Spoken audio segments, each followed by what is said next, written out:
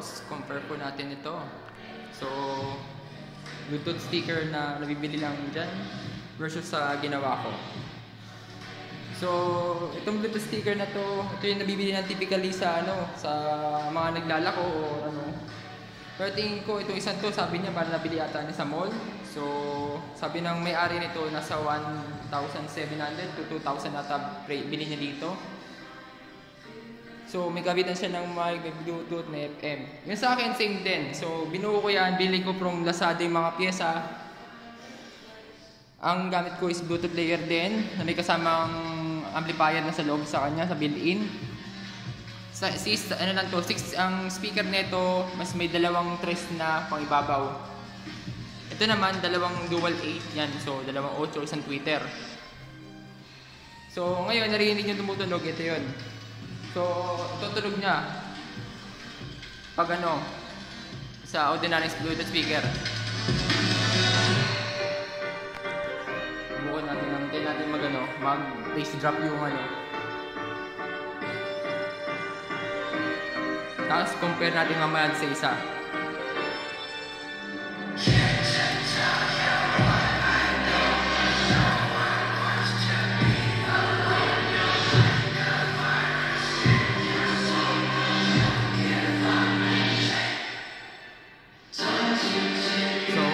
Subukan naman natin ilipat sa kabila.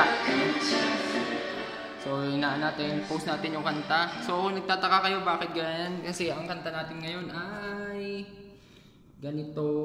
Dahil wala akong pambayad sa aming kanta.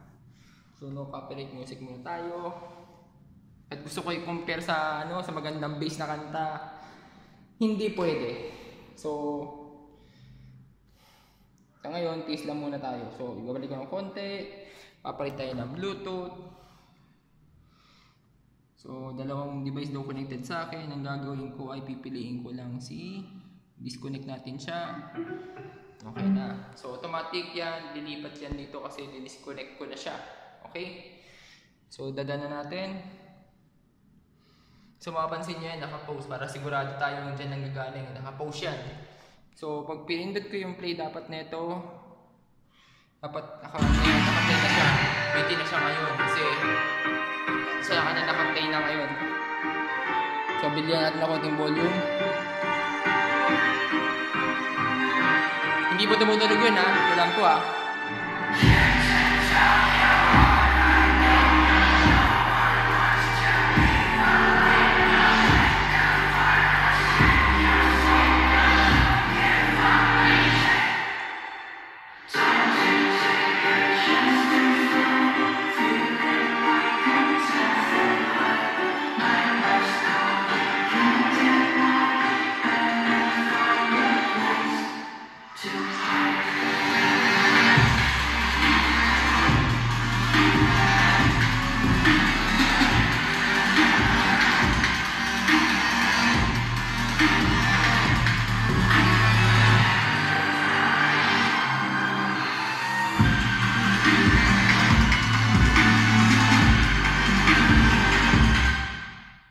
So, sana ma-pick up ng mic ko yung sounds niya.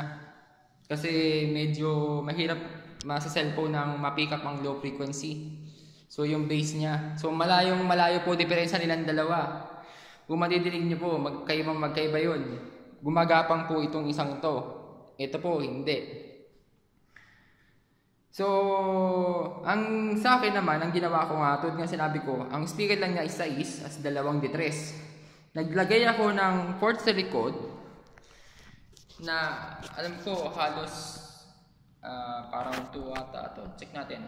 Pero alam ko nasa 2 po ito. Nasa 3. Siguro parang 2.75 yung port. Yan po. Ang haba niyan is nasa, kung di ako nagkakamali, nasa 9. Nakatune siya ng 43 Hz. Ang speaker po natin secret, so hindi ko pwedeng medyo sabihin kung ano yung nakakabit kasi basta secret yun. Tapos ang player natin, ordinaryong Bluetooth sa Shopee. Mga sabihin nyo, hindi talaga Shopee. Ayan, kitang-kita naman po natin yan. So ayaw lumabas nung aking review. Tingnan natin sa review ko. So marami tayong review eh.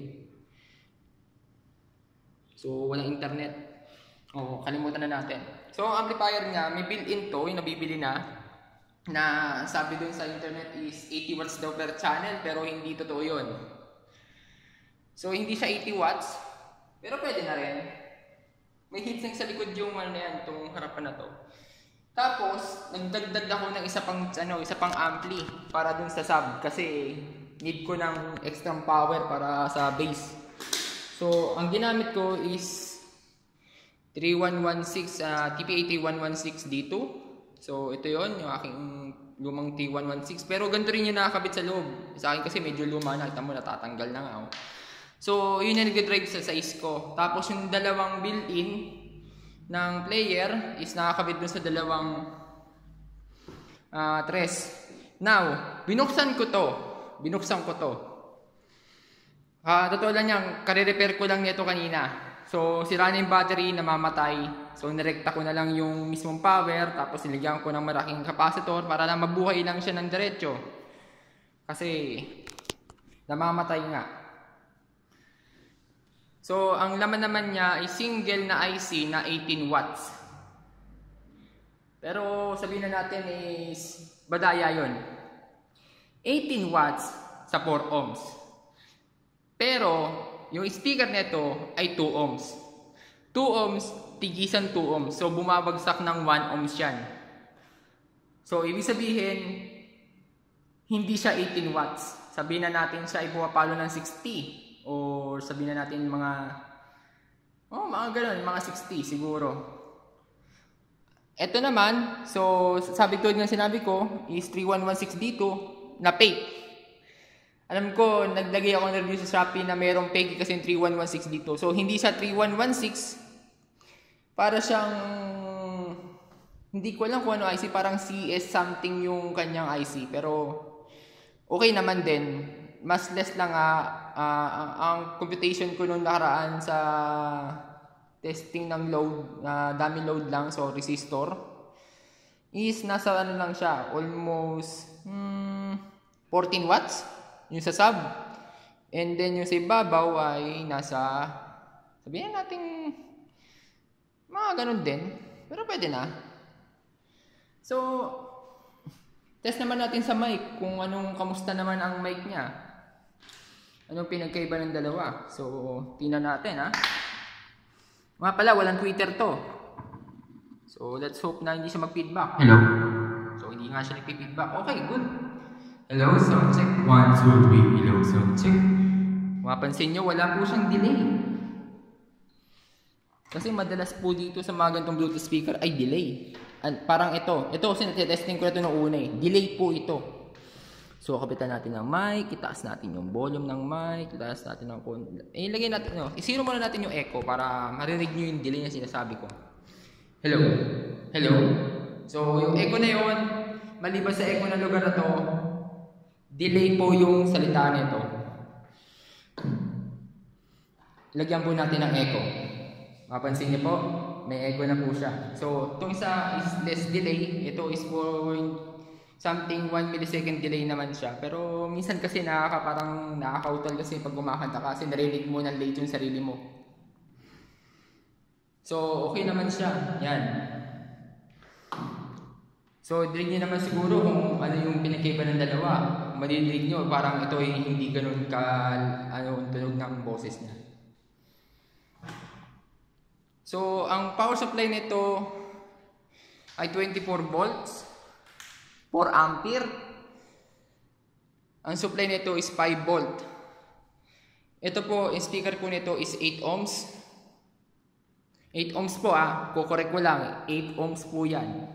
Kaya yung power niya is buwaba kasi kung 8 ohms ka tapos gano'n ang kuryente mo, hindi siya gano'n kataas ang kanyang bibigay na wattage. Kaya malakas ang ganito kasi nga mababa ang ohms niya. Tapos buti na lang yung amplifier niya sa loob, umiinit pero hindi naman bumibigay. Pero madalas kasi sa mga Bluetooth speaker na ganyan na naka 2 ohms, hindi tumatagal, namamatay. So, o kaya umihina tapos na parang basag ang tunog kasi nga napapersa masyado yung IC. Kasi nga, nilalagyan nila ng sobrang baba ng ohms na speaker para lumakas ng gusto. Kahit na maliit lang yung kanyang ampli. So, unlike sa akin, is busog na busog talaga sa power. Tapos, ang sukat ng kahon nito, 13 by 75. Kung di ako nagkakamali, is 11 to. Then, 11 din pababa. Okay na ba yun? Para kung may gustong gumaya, okay naman. Tapos yan, inartihan ko lang ng konti, pininturahan ko ng Pilox. Pilox po ang ginamit po natin. And yun lang.